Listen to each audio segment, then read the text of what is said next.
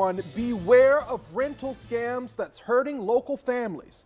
It involves online crooks who pretend to own the rental property when they actually don't. We spoke to a victim. They were renting a home in Oakleaf Plantation, but the day after they moved in, they had to move out. It has left them heartbroken and out of thousands of dollars. Ken Amaro is on your side with this consumer alert tonight. Ken? That's correct, Jeannie. With more and more empty houses on the market, it has opened the door to this type of rental scam. It involves individuals with no legal right to lease a property, and it costs innocent potential tenants a small fortune, thousands of dollars. They're making off with a security deposit and first month's rent, and the victims are left behind heartbroken and sometimes homeless. I was just looking for a house on Craigslist. Craigslist, an online marketplace and a minefield of potential trouble. He asked me how soon can I move in. I was like, well, I was looking for something before Christmas. Thanksgiving week, Kiwana Belton found this rental on Craigslist. She filled out this rental agreement via email. It looked legitimate, so I went for it. It looked legitimate, but looking back, there were red flags. The landlord, Del King, was out of state and said he couldn't meet her face to face.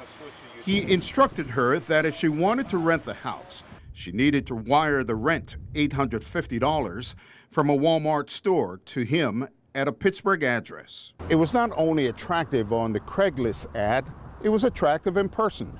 And what made the scheme even more credible, she was given the combination to the realtor's lock on the front door and inside the key that she could walk in. December 1st, Belton wires the security deposit, another $850, and moved into her Oakleaf Plantation rental. My family members was with me, and they was like, excited. My kids, everybody was excited. The excitement would be short-lived.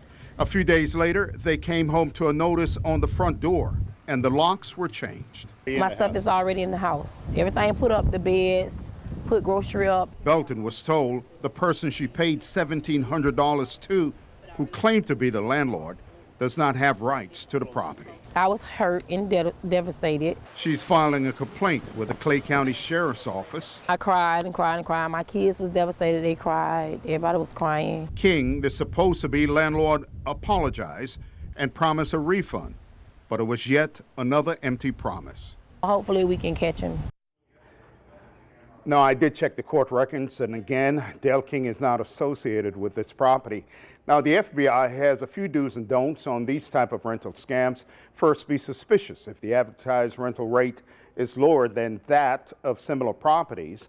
Also, do a search on the owner. If you find the same ad listed under a different name, that is a clue that it may be a scam. And finally, don't wire money as a deposit or payment of first and last month's rent. It's like giving them cash.